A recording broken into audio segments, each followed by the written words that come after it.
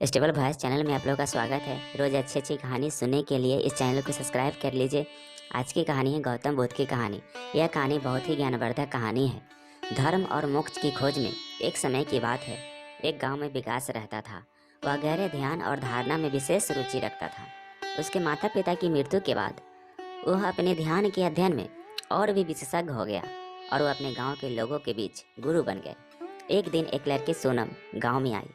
उसने सुना कि विकास बौद्ध गुरु है और उसके दर्शन से अपने जीवन को महत्वपूर्ण दिशा में बदल सकते हैं। उसने गुरु के पास जाकर मार्गदर्शन मांगा। विकास ने सोनम के प्रश्नों का उत्तर दिया, लेकिन उसने भी सोनम से एक सवाल पूछा, क्या तुम मन, वचन और कर्म में सात्विकता का पालन करती हो?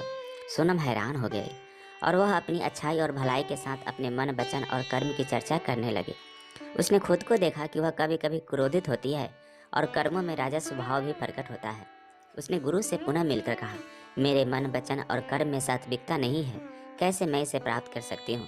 विकास ने मुस्कुराते हुए कहा, सात्विकता का मार्ग समझाने के लिए तुम्हें अपने अंतरात्मा की ओर बढ़ना होगा।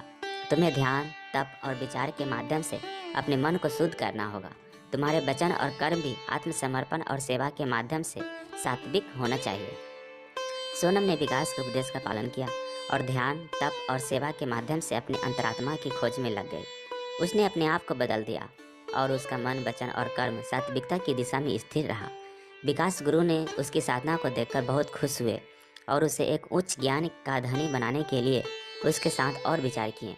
सोनम ने अपने जीवन का उद्देश्य पा लिया और उसने बहुत सारे लोगों को भी उसी मार्ग पर चलने के लिए प्रेरित किया।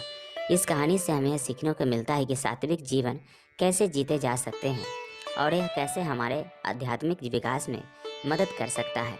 कैसा लगा यह कहानी कमेंट करके ज़रूर बताएं और इस चैनल पे नए हैं तो कृपया इसे लाइक, शेयर और सब्सक्राइब कर लीजिए। Thank you.